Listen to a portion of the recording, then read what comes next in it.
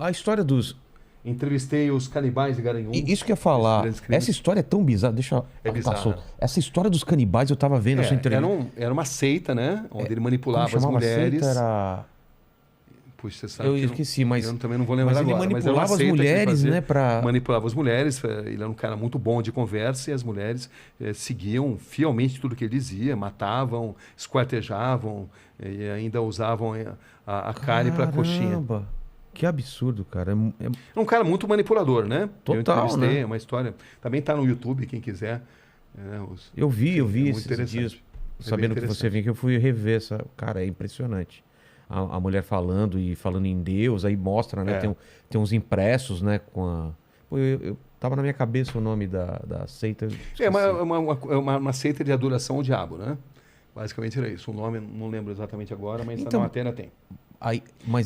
Porque foi localizar todo um livro, ele tinha escrevido um livro. Porque é o seguinte, ele escreveu um livro que se recusaram a publicar.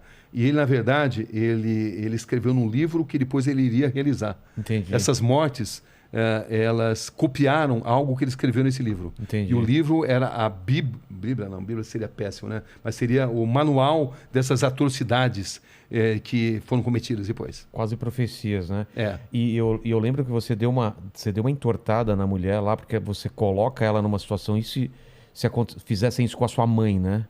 Poderia chamar essa pessoa de monstro? Ela fala sim. Então, as pessoas... Você entende as pessoas achando que vocês são monstros. E eu achei isso porque ela não percebeu que ia para esse lado a pergunta depois, né? E aí ela se dá conta, né? Quando você está nessas entrevistas, é uma guerra mental. Né? Você vê que eu não levo, como você também não, né? Eu não levo anotação. Porque você não pode perder o olho no olho. Exato. Entendeu? Porque o body language, né? A linguagem corporal. As grandes perguntas, elas nascem de respostas incompletas, aonde você às vezes muda totalmente... Ou de silêncios, né? Silêncio, pausas, você muda totalmente o encaminhamento da entrevista mediante algo que foi contado. Mas para isso você precisa estar muito atento. E você não pode perder, você não pode baixar os olhos, senão você perde o contato com a pessoa. Então, é assim que você consegue extrair, né? Eu lembro, por exemplo, quando eu entrevistei o Matheus Acosta Meiro, o atirador do shopping, né? Uma frase dele que me impressionou muito. Aquele do filme, que ele entrou no meio do filme. Isso, que ele assistiu o filme Clube da Luta e depois... Saiu atirando mesmo. Exatamente, saiu atirando. E ele dizia, o que ficou na sua mente? Ele falou, ficou na minha mente claramente o cheiro de sangue e pipoca. Caramba. Você vê, ele relacionava sangue e pipoca na mente dele. E nunca se arrependeu do que fez. Essa é a verdade. Psicopata não se arrepende.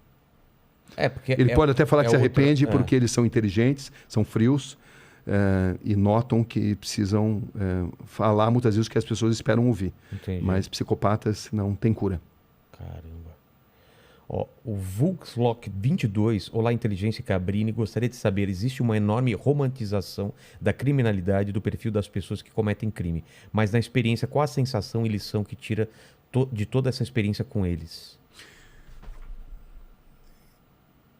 Existe algo a ser aprendido com a mente dessas pessoas.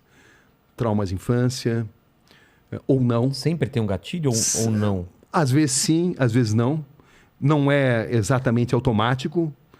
Muitos usam isso como algo para justificar o que fizeram, entendeu? Como um trauma da infância, né?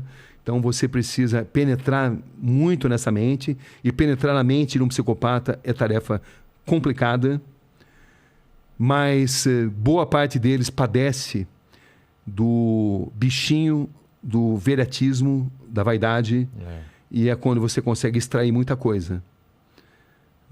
E eles gostam também de submeter a capacidade deles de manipular a sua capacidade de perguntar. Então, eles estão sempre tentando te manipular a perguntar o que eles querem responder. Com certeza, com certeza. É um jogo mental violento, onde você precisa ter o máximo de concentração. Senão você faz exatamente o que eles querem, né? Você faz, senão você não surpreende. E eu costumo usar muitas vezes a tática de repetir determinadas perguntas em situações diferentes para extrair respostas às vezes diferentes. Entendi. Por um deslize emocional. Até mesmo psicopatas podem ter deslizes emocionais, embora eles tenham tanta dificuldade de se relacionar com emoções. Entendi. Entendeu? Então, é algo que você vai aprendendo, né? Você vai aprendendo e você vai lendo nas pessoas, no olhar das pessoas, nos gestos que elas fazem.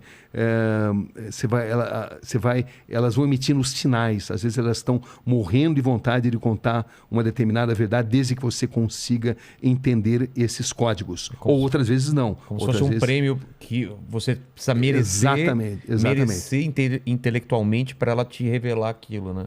Por isso que eu acredito muito em perguntas curtas e grossas, perguntas grandes e mais, dão chance para a pessoa pensar no que vai responder. Entendi.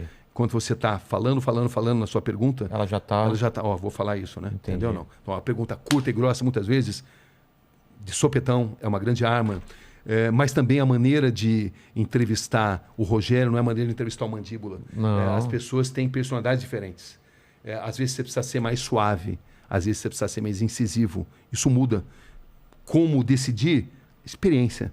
Psicologia, eu sempre tive muito fascínio pela psicologia, mas a psicologia prática, né? Claro que eu me informo, né? Procuro ler os grandes mestres, mas é muito intuitivo também. Tem essa linguagem silenciosa, né? Com certeza. Corpo, microexpressões. Tem. O Aleph... desculpa, pode falar. Não, e também tem dia que você capta mais, tem dia que você capta menos, enfim. É uma violenta guerra mental. Em determinadas entrevistas, não todas, né? Tem entrevistas que não. São mais tranquilas. Estão mais tranquilas, mas em determinados momentos você sente que você está numa guerra mental.